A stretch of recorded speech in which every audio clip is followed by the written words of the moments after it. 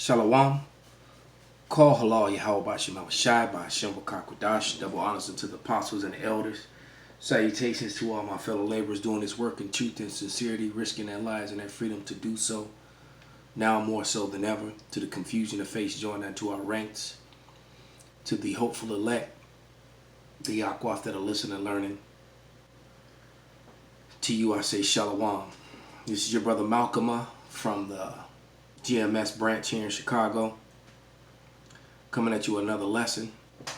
And the video that I'm featuring, let's see if I can pan out a little bit, is this brother here, Kudimero. And I'm not sure what tribe Kudimero is from. I know he's Northern Kingdom, but and I'm not sure who he learned under. You know, everyone that calls on Yahweh Bashem Shai, you know, doesn't necessarily mean that they're a man of the Lord, but I do believe that this brother is sincere in his teachings. And he's got a lot of videos out, and his videos are very, very long and very, very detailed with history. You know, very, very detailed with history. And like I said, the brother knows he's Northern Kingdom. He definitely calls on the name of Yahweh Bashem Shai. He proclaims that the Negro, Latinos, and Native Americans are indeed, you know, the children of Israel, and he comes with hella proof to prove it. So I'm going to read a couple scriptures, and then I'm just going to let a few minutes of his video play. And the first scripture that I'm going to read is in Hosea, the eighth chapter, 13th verse, because we got these ignorant. Or, you know, the spirit just not with them. These BOIs, we call them black-only Israelites, who clearly don't understand the scriptures, and they want to make all the tribes so-called black. This is what they try to do, and that all the tribes fled into Africa, and they did not. The Northern Kingdom fled into Africa. Salakia, the Southern Kingdom, and not all of them. Some went into Europe and other places. Okay, you had time during the time of Salmanassar, when the Northern Kingdom was taken out of Samaria and taken into Assyria, and then from there they came to the Americas, and that's pretty much what happened. All right, the majority of the Southern Kingdom went into to Africa, and settled in the west coast of Africa. Eventually, all those countries and provinces along the west coast of Africa, a lot of Israelites are still there to this day, and many of them were brought over here to the Americas and spread around the world from there into slavery. All right, so this is Hosea 8 and 13, and it reads, "They sacrifice flesh for the sacrifices of mine offerings, and eat it, but Yahweh accepted them not. Now will he remember their iniquities and visit their sins. They shall return to Egypt." And there's no evidence that the Israelites returned to Egypt, to the actual place of Egypt. You have to remember, Egypt means house of bondage. And when they were in Egypt, both the northern and southern kingdom were all together. There was no split in the kingdom. That had not happened yet.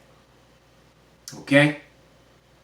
So when this scripture was written, it was talking about both northern and southern kingdom, and they did go into captivity together. I have on the shelf behind me a book called the. Hey, let me just grab it. It just popped in my head, and I remembered it. Where is it? The Indian Slave Trade. Here we go. It's called the Indian Slave Trade by Alain Gallet, and there's a lot of good information in here in it.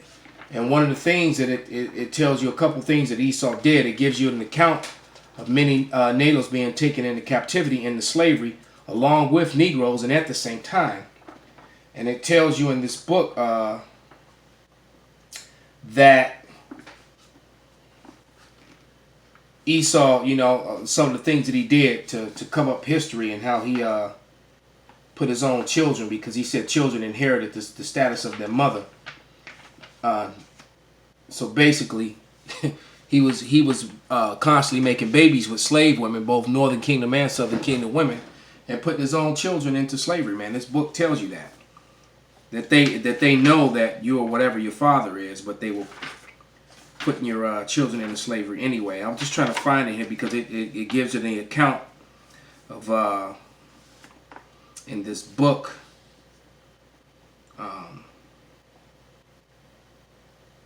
Oh, well, I might as well read this since I'm here. It says, this is on page 46. It says, first in law, the children's status devolved to, let me start up above that. Two oddities characterize this rationale. I should start up a little bit further. By the mid-17th century, the English had added another rationale for enslavement by determining that the children of a slave mother inherited her condition, so that the slave status passed from one generation to the next. Two oddities characterize this rationale. First, in law, children's status devolved from the father, not the mother.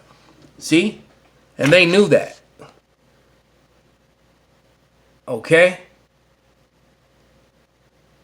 Okay, so this is so that they can make more money. The thing is that Esau is just a damn devil. All right? The change perpetuated enslavement by making status hereditary and condition contrary to most African slave traditions. All right? But, you know, the African slaves were Israelites.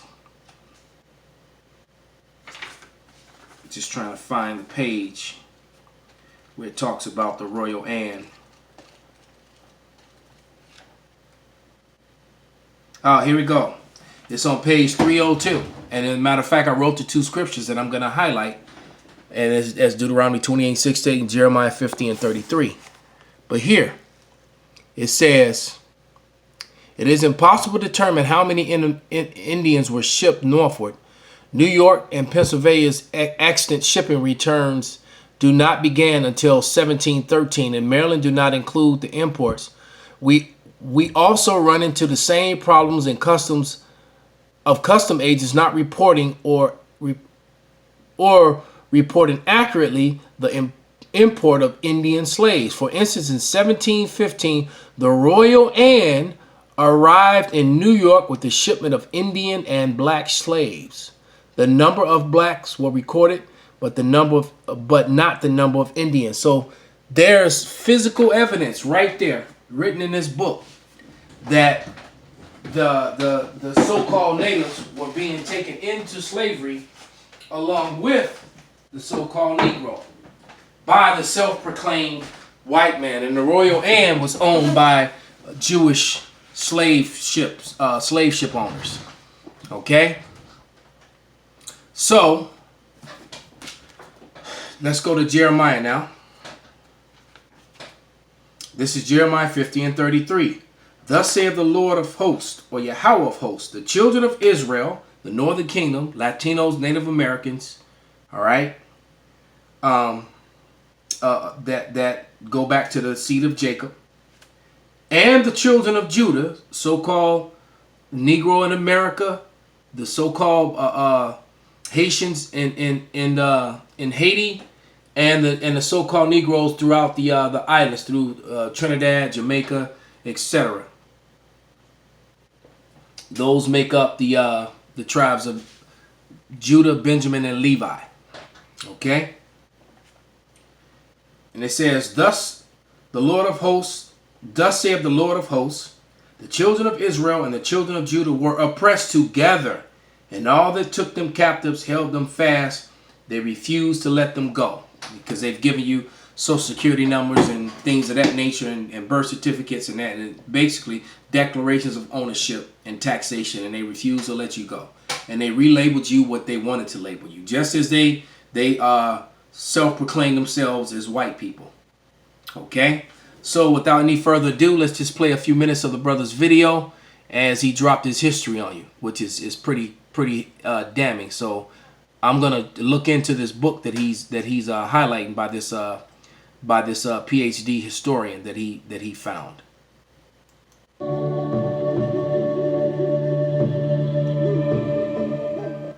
So again, we're still in the book Indian Slavery in Colonial Times Within the Present Limits of the United States by Almond Wheeler Lauber, PhD. That's a fake Jew. Again, this is Studies in History, Economics and Public Law, edited by the Faculty of Political Science of Columbia University. All right, so we talked about the Spanish, a little bit of the Dutch and the Portuguese role in enslaving the American Indians and how they were bringing them over to that side of the world because, you know, they've told us all our lives that the Portuguese and Spanish were enslaving Africans. We know they were before they came to America, but once they got here, as we read, they found an abundance of potential slaves over here. Now look how dark they were, different shades of brown. In this video, we will talk about the French's role in enslaving the American Indians as well. So in this book, in chapter 3, we begin, it says, Enslavement by the French. In the French colonies of America, Indian slavery was never authorized by legal declaration during the early colonial period. In fact, the matter received no attention whatever from the home government. Such lack of notice on the part of the monarch was due to the insignificance of American affairs in general and to the unimportance of the institution of Indian slavery in particular. So they were like, really didn't care. They didn't have no policies or laws against it or for it. Gradually, however, as the matter began to assume importance in the system of trade through the influence of the trading companies, certain indirect royal action was taken in the 18th century, and this action recognized the existing institution as legal. Alright, so it was legal to them eventually to enslave your ancestors. The modifications which the king sought to accomplish in it did not aim to destroy the institution, but rather tended to make it better suited to the requirements of trade. Some doubt appears to have existed regarding the legal status of Indian slaves, and in order to remove it, Jacques Raudot, the intendant at Quebec, decreed in April 1709 that all the Pawnees and Negroes, you see how they put them together? Pawnees and Negroes, who have been bought and who shall be purchased hereafter, shall belong in full proprietorship to those who have purchased them as their slaves. Alright, so not just so-called Africans or what, you know, they're calling here Negroes, but Pawnees, which is basically the same thing. God, they're the same thing. They're the same people.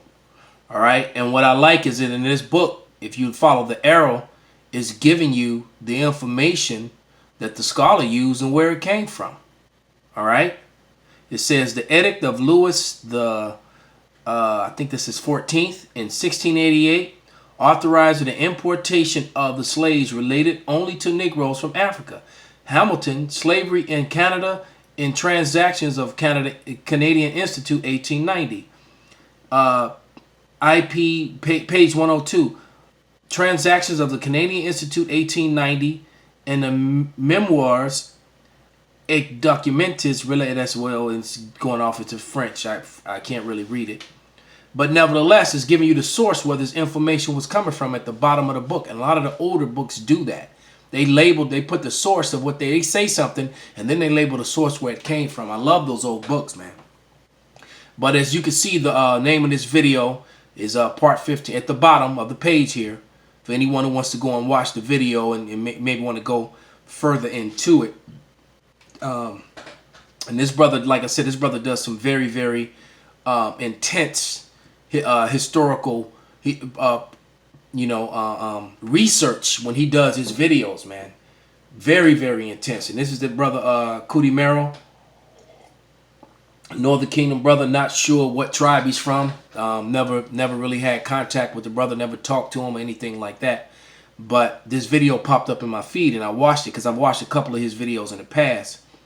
And well, there it is. But here, let me just read one more scripture. This is Deuteronomy 28:68. And it reads, And Yahweh shall bring thee into Egypt again with ships by the way I spake, by the way whereof I spake unto thee, thou shalt see it no more again. And there ye shall be sold unto your enemies for bondmen and bondwomen, and no man shall buy you. So the Israelites would go into Egypt, into slavery, into captivity again with ships.